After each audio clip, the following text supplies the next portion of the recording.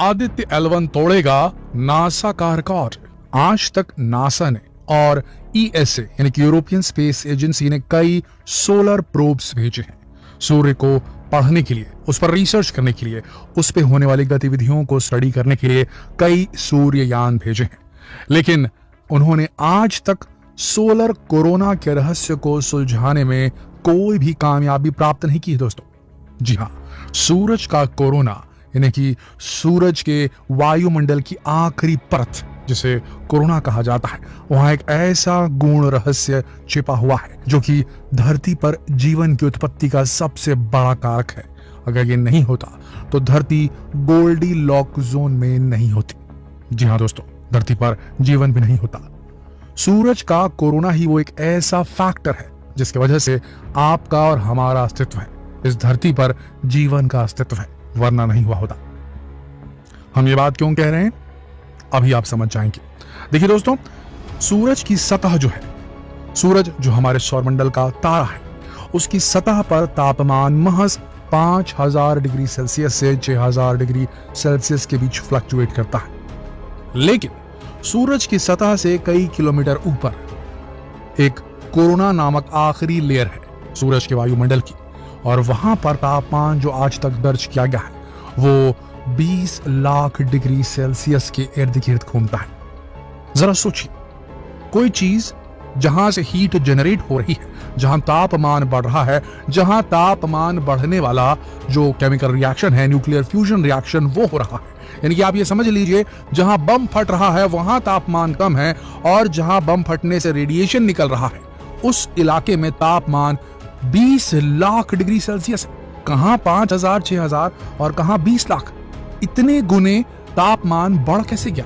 ऐसा क्या छिपा है सूरज और उसके वायुमंडल की आखिरी परत के बीच जिसने एम्पलीफाई कर दिया है तापमान को 5000 डिग्री सेल्सियस से 20 लाख डिग्री सेल्सियस तक? वो कौन सा तत्व है, वो कौन सा फिजिक्स है, कौन सा भौतिकी का नियम वहां लागू हो रहा है, कौन सा वहां फेनोमेनन हो रहा है, कौन सी ऐसी एस्ट्रोनॉमिकल घटना हो रही है जिसकी वजह से तापमान इतना ज्यादा एम्पलीफाई हो जा रहा है? सतह पर 5000 और सतह से ऊपर 20 लाख।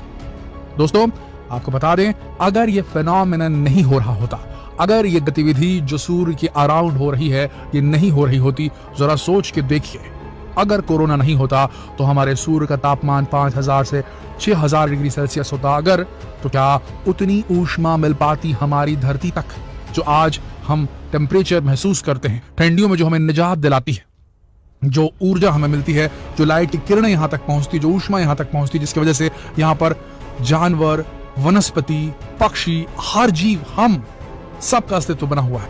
क्या वो हो पाता अगर हमारा सूरज 5000 डिग्री 6000 डिग्री का होता? बेहद ठंडा सूरज होता दोस्तों, और ऐसे में पृथ्वी पर जीवन बिल्कुल नहीं बना पाता। और जो डिस्टेंस चाहिए होती है एक तारे से लेकर के ग्रह के बीच की, एक ऑप्टिमल डिस्टेंस जिसमें पानी जो है वो लिक्विड फॉर्म में मौजूद होता, वो नहीं हो पाता। शायद हमारे सारे महासागर जो हैं वो बर्फ के नीचे दबे रहते। जी हाँ दोस्तों, बर्फ होती पूरी धरती के 70% इलाके में, बजाय महासागरों के पानी लिक्विड स्टेट में होता ही नहीं दोस्तों। हो सकता है पानी होता ही नहीं अगर हमारे सूरज का तापमान 5000, 6000 डिग्री तक होता। लेकिन दोस्तों ये कोरोना ही है, सूरज का बाहरी आवरण जो कि 20 लाख डिग्री तापमान तक तपता है, और इसी की ऊष्मा से हमारे सौरमंडल के आखिरी ग्रह तक के ऊष्मा पहुंचती है, और जीवन के होने का कारक भी यही है। तो दोस्तों आज तक नासा सूरज के इस गूढ़ रहस्य से पर्दा नहीं उठा पाया है। उसे कोरोना का, सोलर कोरोना का फिजिक्स समझ में ही नहीं आया है। उसे जो हीटिंग मैकेनिज्म काम कर रहा है सोलर सरफेस से कोरोना के बीच का, वो आज तक उसे समझ पाने में कामयाब नहीं हो पाया है। लेकिन हमारा आदित्य L1 इसी गुत्थी को समझने के लिए लैग्रेंज पॉइंट 1 के करीब जाने वाला, और वो निकल चला है अपनी जर्नी पे।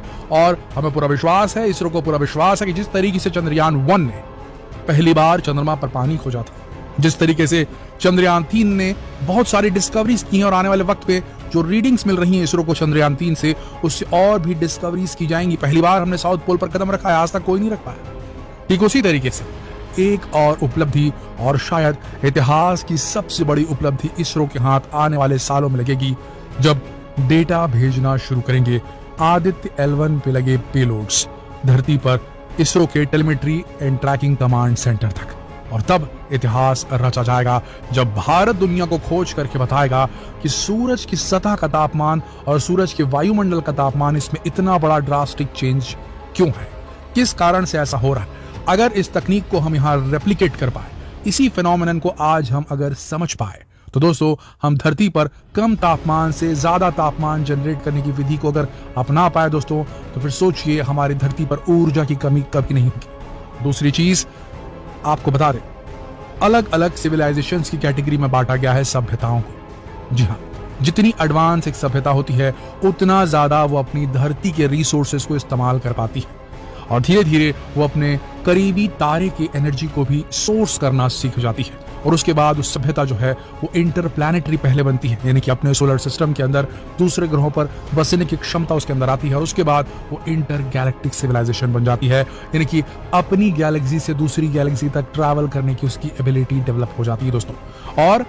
आपको बता दें, हम मनुष्य बेहद जल्द अपनी धरती की सारी ऊर्जा को इस्तेमाल करने की ओर बढ़ रहे हैं। अब हमें समझ में आ गया है कि धरती के अंदर मौजूद जो फॉसिल फ्यूल्स है वो हमारा भविष्य नहीं हो सकते, क्योंकि वो सीमित मात्रा में मौजूद है। और इसीलिए अब हम ग्रीन सोर्स ऑफ एनर्जी की तरफ बढ़ रहे हैं, उन तरीकों को तलाश रहे हैं जो कि नेचर के साथ, प्रकृति के साथ सिंक हो, यानी कि प्रकृति के लय के साथ, प्रकृति के बहाव के साथ हम बहेंगे, प्रकृति का दोहन करते हुए, प्रकृति की चीजों का इस्तेमाल करके उसे नुकसान पहुंचाते हुए आगे बढ़ने का जो हमारा अप्रोच था, अब हम उसे चेंज करने लगे। हमने सोलर एनर्जी को भी इस्तेमाल करना काफी अच्छी तरीके से सीख लिया, लेकिन आदित्य L1 जो है जब इस रहस्य से पर्दा उठाएगा कि क्यों कोरोना ज्यादा गर्म है और सूरज की सतह ठंडी, तो इससे हमें एक बहुत बड़ी बढ़त मिलेगी इस डायरेक्शन में। आने वाले वक्त में हम आपको और बताएंगे दूसरे वीडियोस में कि ऐसे कौन कौन से फेनोमेनन्स हैं जो रहस्य बने हुए हैं, जैसे कि सोलर स्पॉट या सन स्पॉट जिसे कहा जाता है, और साथ में सोलर फनल्स किसे कहा जाता है, सोलर फ्लेयर्स क्या होती हैं, सोलर विंड के साथ इसका क्या तालमेल है, कोरोनल मास इजेक्शन और सोलर क्वेक्स, इन सब का हमारी धरती से क्या कनेक्शन है, धरती पर जीवन से क्या कनेक्शन है, इनके बारे में स्टडी ना करने पर मानव जाति को क्यों खतरा हो सकता है, इन सारी बातों पर डिस्कस करेंगे हम अगले वीडियो में। लेकिन अभी ये जानना जरूरी है कि सूरज की एकदम करीब तक पहुंचने के बावजूद पार्कर सोलर प्रोब जो नासा का था वो सूरज के कोरोना तक जाकर वापस आया है या वहीं पर अभी चक्कर काट रहा है। तो इतने करीब जाने के बावजूद वो उस रहस्य को डीकोड नहीं कर पाया, लेकिन सूरज से काफी दूर रहकर भी, लैग्रेंज पॉइंट 1 पर रहकर भी कैसे आदित्य L1 इस गुत्थी को सुलझाएगा, कैसे इसरो में बैठे हमारे ब्रिलियंट साइंटिस्ट इस डेटा को डिसाइफर करेंगे, डीकोड करेंगे, जो कि आदित्य L1 आने वाले 5 सालों तक लगातार हर 1 मिनट में एक फोटो खींचकर भेजेगा। उससे कौन कौन सी गुत्थियां सुलझेंगी, स्पेस वेदर के बारे में कौन कौन सी इंफॉर्मेशन मिलने वाली है, किस तरीके से सूरज के ऊपर जो है फिजिक्स वहां पर जो काम कर रहा है उसे समझने में हमें बहुत ज्यादा मदद मिलेगी दोस्तों। और इसरो इस बार इतिहास 100% रचेगा सूर्ययान के माध्यम से। बने रहिए हमारे साथ, अगली वीडियो में जानेंगे कुछ और गूढ़ रहस्य सूर्य के जिन्हें अभी सुलझाना बचा है, और उसमें आदित्य L1 का क्या रोल रहेगा, क्यों कनाडा के एक बहुत बड़े इलाके जिसे क्यूबेक प्रांत कहा जाता है, क्यूबेक प्रोविंस कहा जाता है, वहां अचानक से सन 1989 में यानी कि 1989 में मार्च के दौरान एक बड़ा हादसा हो गया था, क्योंकि वहां पर सूरज पर एक बहुत बड़ा सोलर धमाका हुआ था। इस पर भी बात करेंगे अगले वीडियो में, तो बने रहिए हमारे चैनल के साथ।